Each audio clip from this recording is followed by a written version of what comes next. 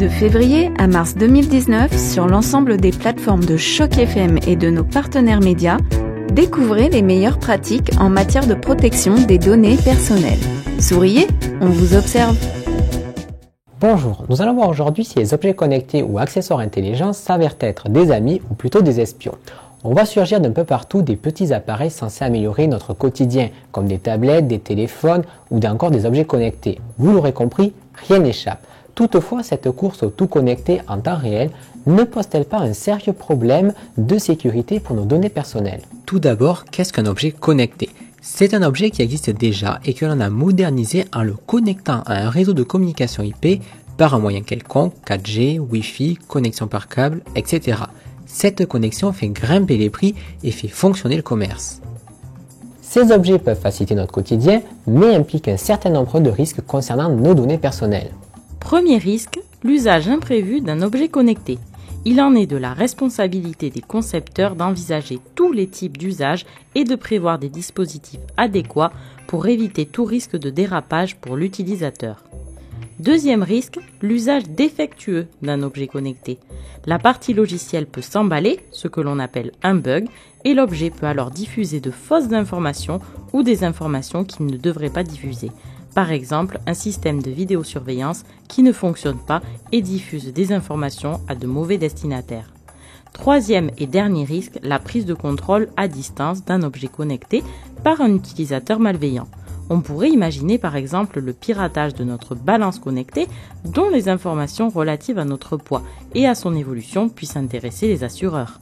Et non, vous l'aurez compris, cela ne relève pas de la science-fiction puisqu'il existe même un moteur de recherche appelé le Shodan qui recense des millions d'objets connectés accessibles sur la planète.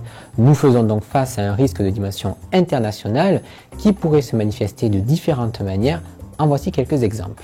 Le piratage d'un système de vidéosurveillance pourrait intéresser la prochaine génération de cambrioleurs 2.0. Les voitures connectées, c'est-à-dire sans conducteur, dont la prise de contrôle à distance pourrait être très dangereuse.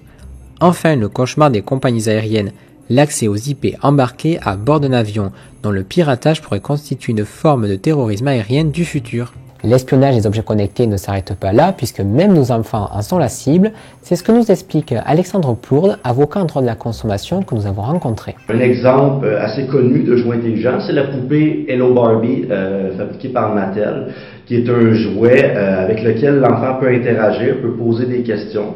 Donc la façon que ça fonctionne, c'est que l'enfant pose une question à l'objet ou parle avec l'objet. Et ce qu'il dit est transféré sur Internet, sur les serveurs de l'entreprise, est ensuite analysé et est ensuite réexpédié une réponse à l'enfant en fonction de ce qui a été analysé de ses paroles. Donc, c'est la connectivité Internet qui permet de bonifier ces jouets-là. Mais en même temps, la connectivité Internet, elle permet aussi une très grande collecte de renseignements personnels sur les enfants. Il y a plusieurs technologies qui permettent la captation de données sur les enfants via ces jouets-là. Donc, ces jouets-là peuvent comporter toutes sortes de micros, par exemple, des caméras. Ils sont aussi utilisés en combinaison avec des appareils mobiles, donc une tablette, un téléphone cellulaire, qui encore là comporte plusieurs capteurs là, qui peuvent permettre toutes sortes de collectes de renseignements sur l'enfant.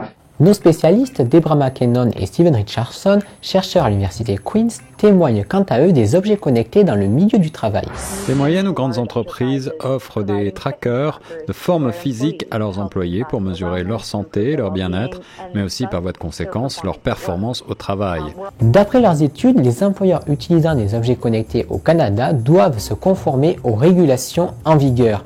Mais vous l'aurez compris, le problème est que ces données sont toujours très volatile.